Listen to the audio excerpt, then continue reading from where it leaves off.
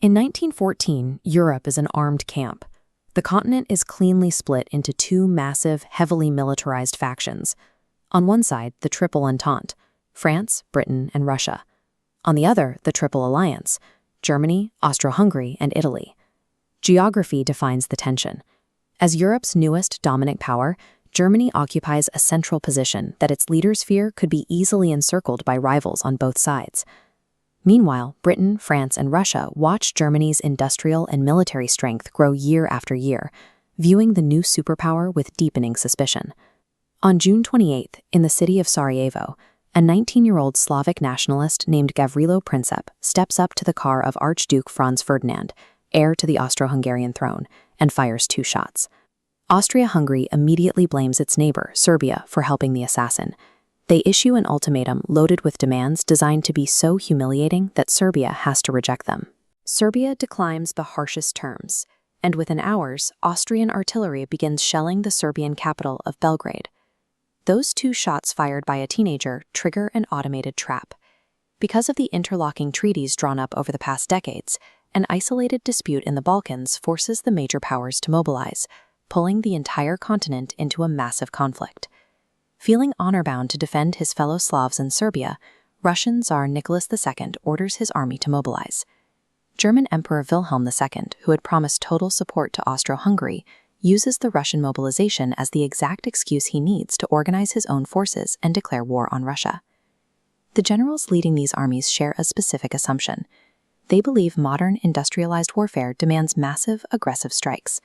To them, whoever attacks fastest and hardest will secure a victory in a matter of months. Knowing that fighting Russia means fighting Russia's ally France, Germany activates the Schlieffen Plan. To avoid splitting their forces on 2 fronts, the German army intends to bypass French border forts, march directly through neutral Belgium, and arc downward to encircle Paris. Once France surrenders, they can send their troops east to fight the much slower Russian army. France has its own aggressive strategy to match. Under Plan 17, the French army is ordered to immediately march straight east, pouring directly across the border into German territory. In a matter of days, Germany declares war on France, and 6 million men are moving toward the front lines. The streets are filled with cheering crowds and soldiers who are absolutely certain they will be home by Christmas.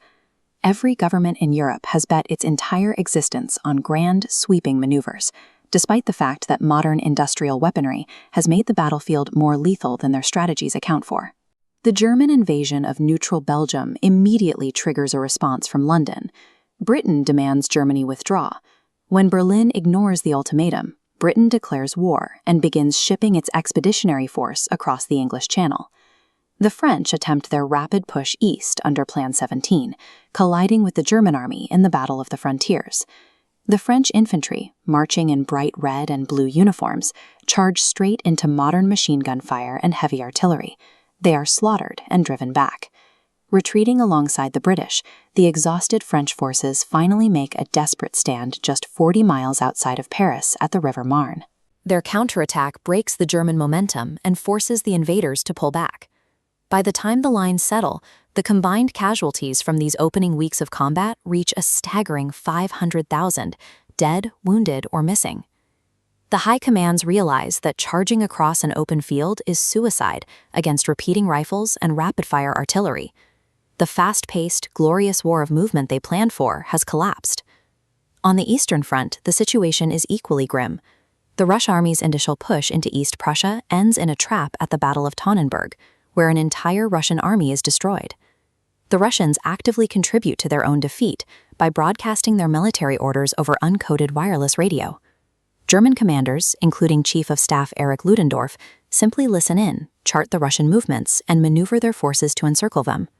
Further south, Austria-Hungary tries to invade Serbia, but is humiliated and pushed back. A separate Austrian offensive against Russia ends with over 300,000 casualties and a retreat, exposing how severely outmatched these older empires are in modern combat. At sea, Britain leverages the most powerful navy in the world.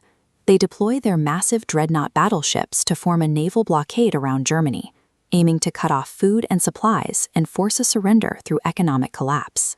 But just a week into the blockade, the British cruiser HMS Pathfinder is blown apart by a submerged German U-boat. It is the first time a submarine-launched torpedo sinks a ship in combat, and it provides a lethal challenge to Britain's naval dominance.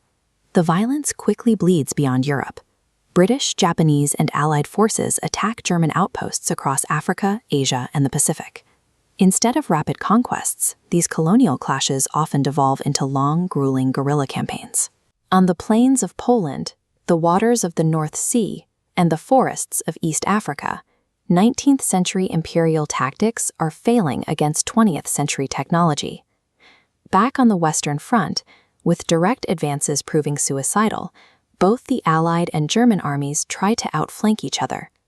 They repeatedly hook around their enemy's exposed side, stepping steadily to the north in a maneuver known as the Race to the Sea. This leapfrogging continues until both sides hit the coastline. They clash violently at the First Battle of Ypres, but neither side can break through. The lines freeze in place. To survive the constant storm of artillery shells and machine gun fire, millions of men are handed shovels. They begin to dig down, carving a continuous scar into the earth that stretches 350 miles from the Swiss border to the English Channel. Trench warfare has begun. The grand strategic maneuvering of the summer is replaced by a static, grinding war of attrition. Men live in holes in the ground, fighting over a few yards of ruined territory. As the first winter sets in, hundreds of thousands of soldiers are already casualties. Entire armies have been decimated, and yet almost nothing has strategically changed since September.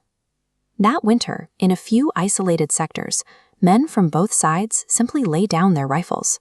On Christmas Day, British and German soldiers walk out into the killing zone of no man's land to share gifts and play football. The empires that confidently marched to war in August expected a swift victory. Instead, they built an industrialized nightmare that they now cannot escape.